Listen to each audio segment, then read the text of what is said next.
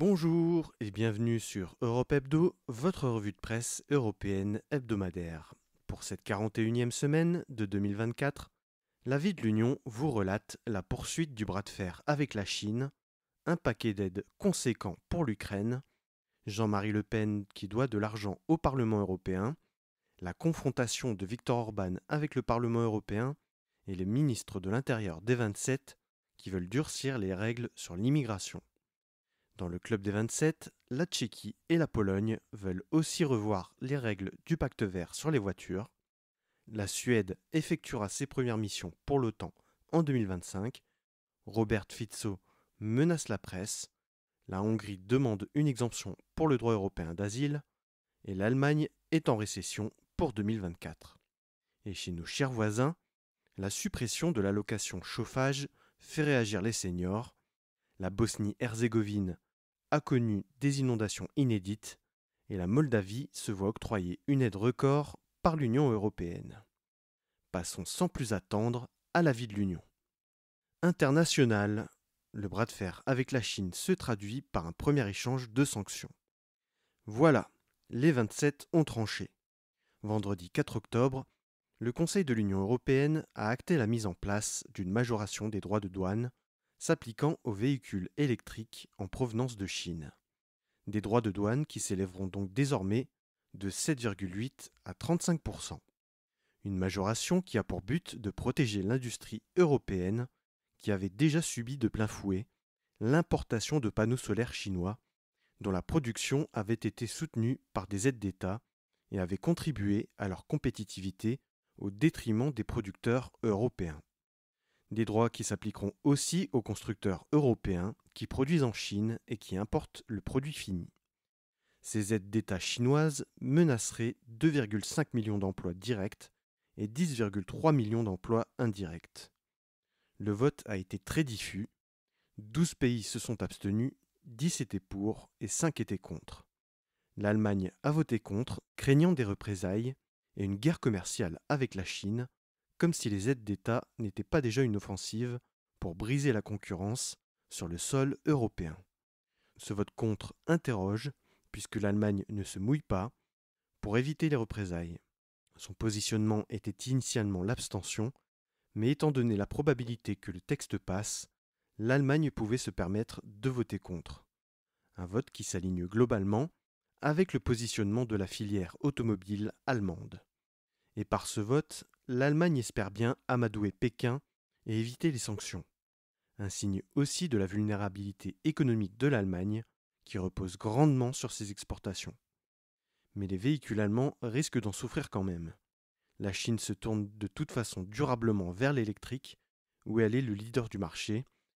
Les berlines luxueuses allemandes à moteur thermique sont vouées à décliner sur le marché chinois. Par rapport aux États-Unis, à l'Inde ou la Turquie, les droits de douane européens semblent minimes puisque les États-Unis les ont élevés de 25 à 100%, l'Inde de 70 à 100% et la Turquie à 40%. La mesure doit entrer en vigueur le 31 octobre au plus tard, laissant une marge de manœuvre à la Chine. Une marge de manœuvre qu'elle se refuse de saisir et réplique. Mardi 8 octobre, la Chine a annoncé imposer des mesures anti-dumping sur les spiritueux et le cognac en particulier. Des mesures qui s'appliquent dès le vendredi 11 octobre.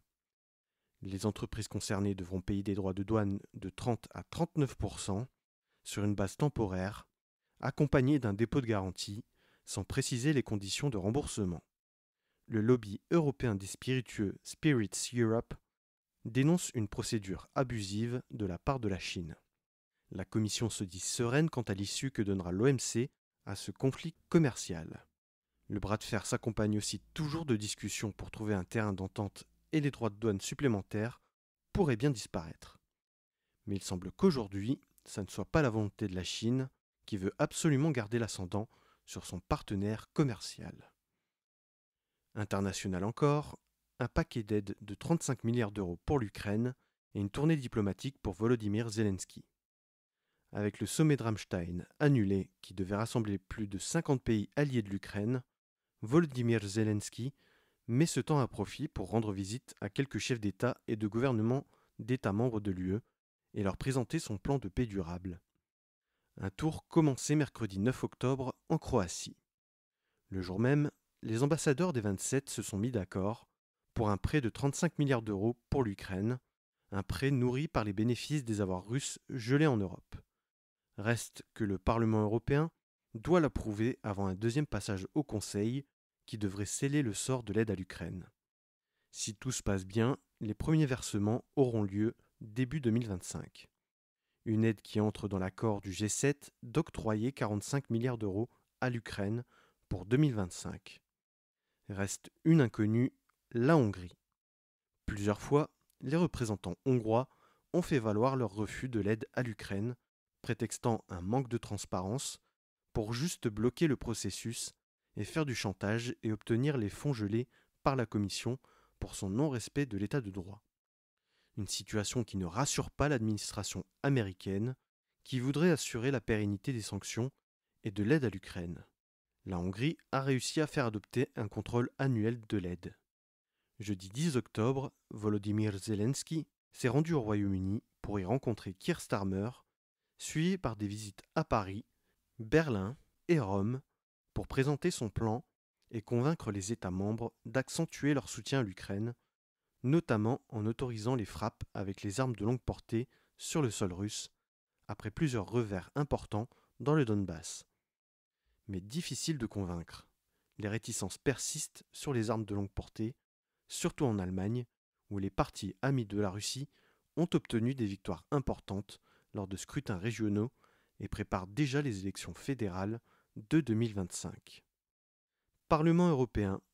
Jean-Marie Le Pen doit 300 000 euros à l'Assemblée européenne.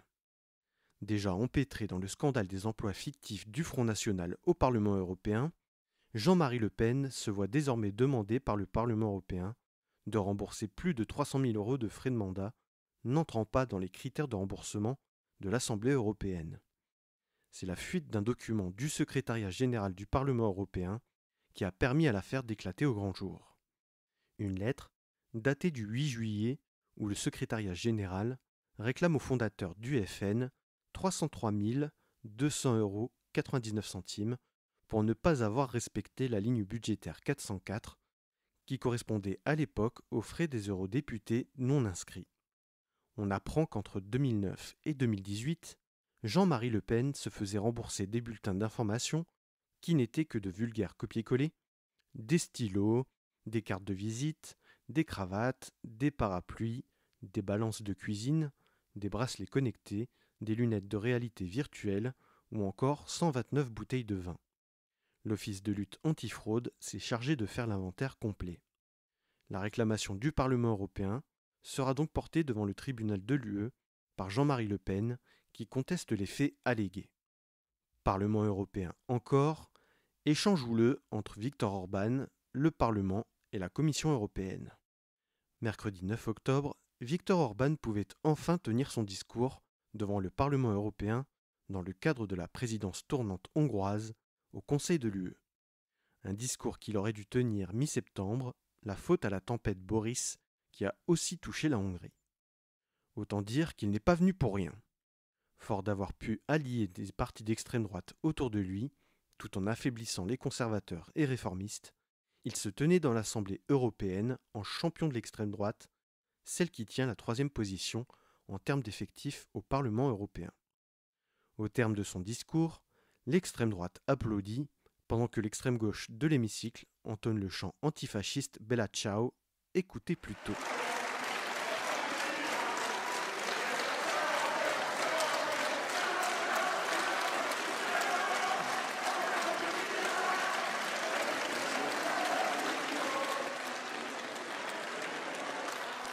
This is not the Eurovision, hein?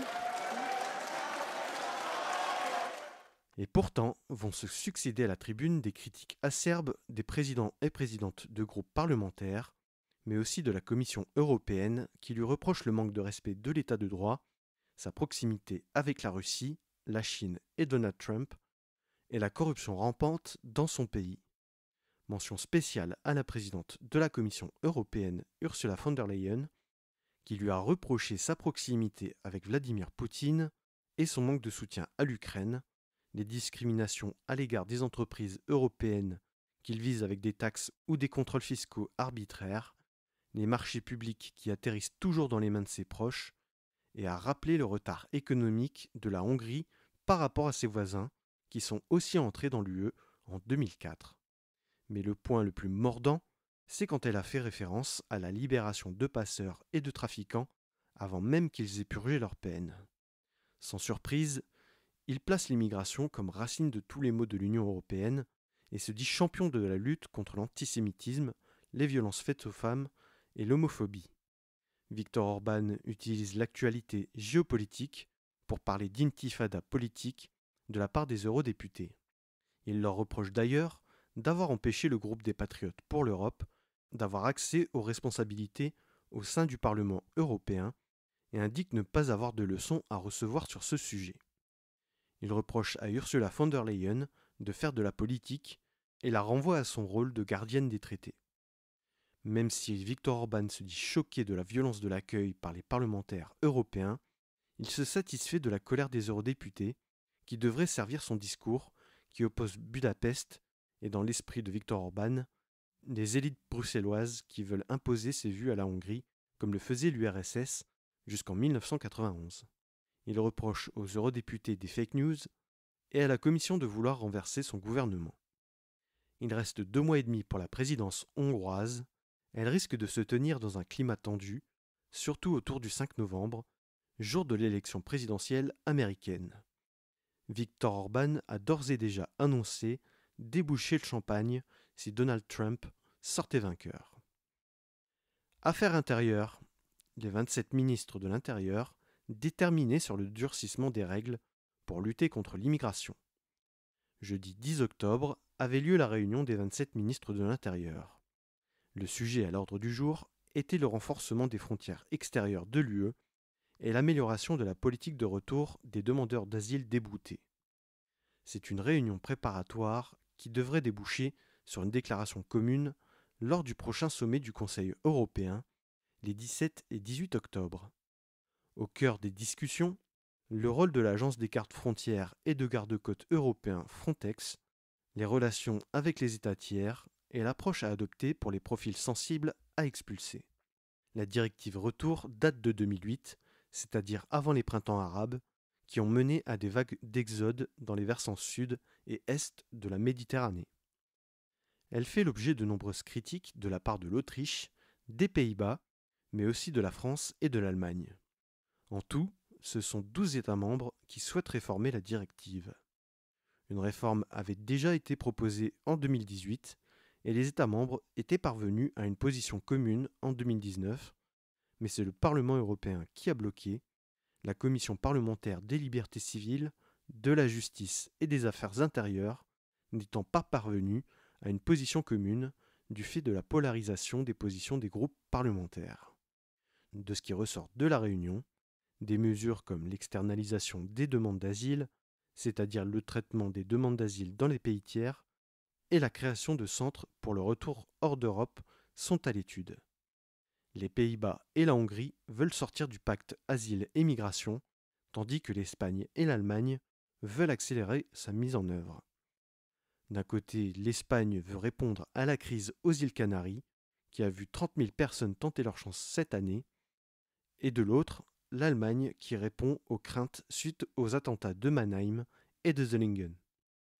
Seulement, le pacte asile et migration prévoit de nouvelles infrastructures, comme des centres d'accueil, pour mener les procédures à la frontière, des outils informatiques comme la base de données Eurodac, qui collectera toutes les informations sur les personnes souhaitant entrer en Europe, et il faudra former des milliers d'agents, des processus qui ne peuvent pas vraiment être accélérés.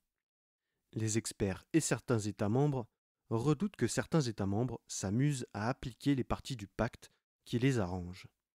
D'après Eurostat, seuls 18% des personnes ayant eu l'ordre de quitter le territoire européen se sont exécutées. L'Europe forteresse semble de plus en plus se renforcer. Passons désormais au club des 27. République tchèque et Pologne, les 2 pays d'Europe centrale, se joignent à la demande de révision des objectifs pour les voitures thermiques. Après l'Italie et l'Allemagne, C'est au tour de la République tchèque et de la Pologne de demander la révision des objectifs pour les véhicules thermiques. Petr Fiala, Premier ministre tchèque, assisté de son ministre des Transports Martin Kupka, ont annoncé leur volonté de demander la révision des objectifs. Une demande motivée par, je cite, les objectifs irréalistes du pacte vert qui compromettent l'avenir de l'industrie automobile, portée en Tchéquie par la marque locale Škoda, Hyundai et Toyota, et leurs 1,4 million de voitures produites dans le pays, représentant 10% du PIB de la Tchéquie. Petr Fiala espère, comme le ministre de l'Industrie italien, Adolfo Urso, avancer la révision prévue en 2026, c'est-à-dire une année plus tôt que prévu. In fine, c'est l'interdiction de la vente de véhicules thermiques neufs à partir de 2035 qui est remise en question. Autre motivation du gouvernement tchèque, la baisse du nombre de ventes de véhicules électriques qui serait préjudiciable aux objectifs du pacte vert. L'argument principal est d'éviter des amendes aux constructeurs qui leur permettraient d'investir dans le développement de nouvelles technologies. Côté polonais, ce sont des eurodéputés de la coalition civique, parti du Premier ministre Donald Tusk, qui montent au créneau. Notamment Dariusz Joński, qui a fait mettre à l'ordre du jour du Parlement européen mardi 8 octobre un débat sur la crise de l'industrie automobile européenne. D'après lui, c'est 14 millions d'emplois, dont 200 000 en Pologne, qui sont menacés dans l'UE si les critères du pacte vert ne sont pas revus. Il ne dit pas s'opposer aux véhicules électriques, mais indique qu'il faut des objectifs réalistes et raisonnables. Pour sa collègue Elżbieta Łukacijewska, c'est une menace directe pour la compétitivité de l'industrie européenne et qu'il fallait aussi se pencher sur les carburants de nouvelle génération et l'hydrogène comme alternative. Comme dans la plupart des pays européens, les véhicules électriques ne sont pas abordables pour les Polonais. Seuls 0,68% des véhicules immatriculés en Pologne sont électriques ou hybrides. Un énième risque pour le pacte vert de se retrouver vidé de sa substance. Suède. Le pays contribuera pour la première fois à la défense de l'OTAN en 2025. C'est un moment historique. Après avoir mis fin à sa neutralité en 2022 et rejoint l'Alliance transatlantique cette année, le gouvernement suédois a présenté son projet de loi sur la contribution suédoise à la dissuasion et à la défense de l'OTAN en 2025. La Suède propose d'envoyer une flotte navale et aérienne en Lettonie. Le ministre de la Défense, Pell Jönsson, a annoncé l'envoi de 600 soldats en Lettonie. Un travail effectué en coordination avec le Danemark et le Canada, le Danemark envoyant aussi des soldats, et le Canada assurant la direction des troupes stationnées dans l'État balte. Dans le cadre des forces navales permanentes de l'OTAN, la Suède fournira aussi des navires de guerre à l'Alliance. La défense aérienne sera constituée de 8 avions de combat avec le personnel de vol associé. Slovaquie, offensive du gouvernement à l'encontre des médias. Lors d'une conférence de presse le mardi 8 octobre, le Premier ministre Robert Fico a pris à partie des journalistes pour leur défiance à l'égard du gouvernement. Il a réagi à une question sur les supposées frictions au sein de la coalition gouvernementale. Il s'en est pris ouvertement aux plus grands médias traditionnels du pays, Denik N, Denik SME et Actuality.sk, qu'il qualifie de journaux hostiles au gouvernement. Il leur prête un lien d'appartenance au grand financier américano-hongrois et fondateur d'Open Society, George Soros, et les accuse d'avoir créé une ambiance favorable à sa tentative de meurtre. Il a dans la foulée annoncé qu'il voulait sanctionner les fausses informations et créer une autorité des médias pour cela. Il souhaite un diplôme obligatoire pour les journalistes et un ordre des journalistes capable de sanctionner les journalistes qui sortiraient des pratiques de la profession. Mais vu la tendance des dernières semaines, on peut douter de l'impartialité voulue par le Premier ministre. Le parti d'opposition Slovaquie progressive a accusé Robert Fico de vouloir censurer les médias slovaques. Hongrie. Le gouvernement suit les Pays-Bas en demandant un opt-out sur l'asile. Dans la lignée des Pays-Bas, la Hongrie souhaite elle aussi une dérogation aux règles européennes sur l'asile. Ce n'est aucunement une surprise quand on écoute le discours de Viktor Orban depuis une dizaine d'années. Il s'est dit opposé à l'immigration au nom d'une Europe chrétienne et il s'est opposé au pacte asile et migration qui comprenait un mécanisme de solidarité entre États. Il dit que l'immigration menace directement la pérennité des accords de Schengen et la sécurité de l'Union. C'est par une lettre envoyée à la Commission européenne le lundi 7 octobre que la Hongrie a fait vœu d'obtenir une exemption sur les règles d'asile et de migration dans l'éventualité d'une réforme des traités. Pour rappel, il faut l'unanimité des 27 pour qu'une réforme des traités soit engagée, idem pour les opt-out. Or, si les 27 remettent en cause une telle règle, la solidarité entre États s'en retrouvera énormément affaiblie et l'Europe à la carte s'accentuera. Il est bon de rappeler que la Cour de justice de l'Union européenne a condamné la Hongrie à une amende de 200 millions d'euros pour non-respect du droit européen en ce qui concerne l'asile. Mais les dernières discussions des ministres de l'Intérieur semblent accorder du crédit à ces solutions, comme l'externalisation des demandes d'asile ou encore le durcissement de la politique de retour. Allemagne. L'économie allemande devrait connaître la récession. C'est le ministre fédéral de l'économie, Robert Habeck, qui l'a annoncé. L'Allemagne devrait connaître une contraction de son PIB de 0,2% pour 2024. C'est un mauvais signe supplémentaire alors que la croissance allemande stagne depuis 2018. Les projections donnaient 0,3% de croissance. Le ministre de l'économie indique que la croissance devrait repartir à la hausse en 2025. Les exportations semblent en être la première cause. Elles souffrent des sanctions à l'égard de la Russie, mais aussi des bras de fer commerciaux avec le protectionnisme américain et les aides d'État chinoises. L'Allemagne souffre aussi d'un déficit structurel à long terme causé par le manque d'investissement dans les infrastructures et la numérisation, le vieillissement de la population et la pénurie de travailleurs qualifiés. Le projet de loi pour 2025 va mettre en priorité les investissements, la réduction des formalités administratives et des incitations pour les travailleurs qualifiés. Une éclaircie arrive avec une baisse de l'inflation qui devrait inciter à la relance de la consommation allemande. Le gouvernement allemand prévoit une croissance d'1,1% en 2025 et d'1,6% en 2026. Passons enfin à la rubrique « Nos chers voisins ». Au Royaume-Uni, le durcissement de l'allocation chauffage fait défiler les seniors dans la rue. C'était une des toutes premières mesures du gouvernement travailliste. Octroyer une allocation chauffage de 250 à 350 € à destination des retraités sans condition de revenu. Désormais, le gouvernement veut l'appliquer aux seules personnes modestes vivant des minima sociaux, ce qui devrait se traduire par une baisse drastique du nombre de bénéficiaires et 10 millions d'entre eux ne toucheront plus l'aide. Des manifestations de retraités ont eu lieu dans tout le pays, craignant pour leur pouvoir d'achat, particulièrement ceux qui sont à peine au-dessus des minima sociaux. Que ce soit la Convention nationale des retraités ou les syndicats, la demande est la même, taxer les plus hauts revenus au lieu de supprimer des aides aux classes moyennes en difficulté. Certains reprochent au gouvernement travailliste de prendre des décisions que les conservateurs n'auraient pas reniées. Bosnie-Herzégovine, le pays touché à son tour par des inondations à cause de précipitations inédites.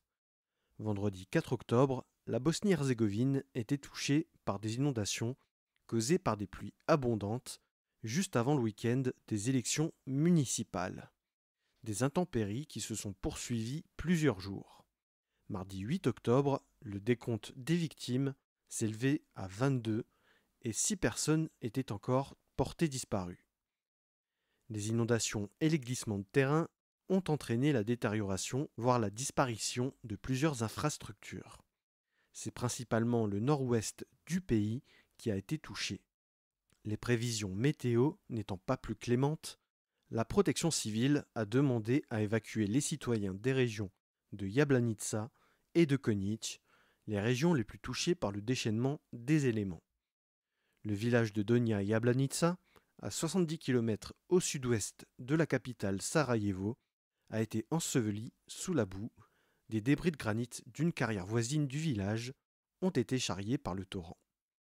La Fédération croato-musulmane, une des entités constitutives de la Bosnie-Herzégovine, a déclaré l'état de catastrophe naturelle. Le mécanisme de protection civile de l'Union européenne a lui aussi été activé et 4 pays voisins ont envoyé des équipes sur place. Le réchauffement de la mer Adriatique serait la cause principale de ces précipitations exceptionnelles. Les habitants demanderont des comptes à leurs élus qui n'ont pas anticipé une telle catastrophe. Moldavie, une aide record de l'Union européenne à la veille de la présidentielle. Jeudi 10 octobre, la présidente de la Commission européenne, Ursula von der Leyen, s'est rendue à Chișinău pour rencontrer la présidente moldave, Maia Sandu. Une rencontre où Ursula von der Leyen a annoncé une aide record d'1,8 milliard d'euros pour la Moldavie à la veille d'un double scrutin décisif le 20 octobre avec le premier tour de la présidentielle, mais aussi le référendum sur l'adhésion à l'Union européenne. Cette aide s'étalera sur la période 2025-2027 et aura pour but de rénover des écoles, de construire des hôpitaux, développer Internet et les infrastructures énergétiques et de transport pour les raccorder au réseau européen. Les prévisions sont énormes puisque cela permettrait de doubler la taille de l'économie moldave en une décennie, d'après la Commission. Maia Sandu a remercié l'institution européenne pour le plan de croissance et la confiance des autorités européennes à l'égard de la Moldavie. Une telle aide est-elle susceptible de convaincre les électeurs de voter en faveur de l'Europe ? En parallèle de cette aide, les 27 se sont entendus pour imposer des sanctions à 5 Moldaves reliées à des tentatives de déstabilisation étrangère, notamment Ilan Shor, qui a mis en place un système d'achat de vote de grande ampleur au profit de la Russie, où il a trouvé refuge. Reste que cette aide doit être validée par le Parlement européen.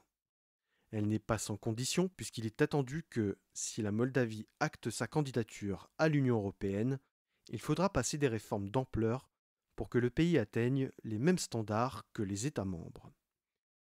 Voilà, c'est ainsi que s'achève la 41e semaine européenne de 2024. Merci pour votre écoute. Si vous avez apprécié cet épisode, abonnez-vous sur votre plateforme préférée, que ce soit Spotify, Deezer, Apple Podcast, Amazon Music, YouTube ou YouTube Music, et n'oubliez pas d'y laisser votre avis, que ce soit en nombre d'étoiles ou en like. Pour ne rien rater des publications du podcast, suivez Europe Hebdo sur Facebook, Instagram et LinkedIn, et n'hésitez pas à liker, commenter et partager les publications pour en augmenter la visibilité. Si vous avez une remarque, une question ou une suggestion à faire pour le podcast, n'hésitez pas à vous inviter dans mes messages privés, je me ferai un plaisir de vous répondre. Et si vous voulez ne rien rater chaque semaine, abonnez-vous pour recevoir la newsletter du podcast. Le lien est à retrouver en description de cet épisode.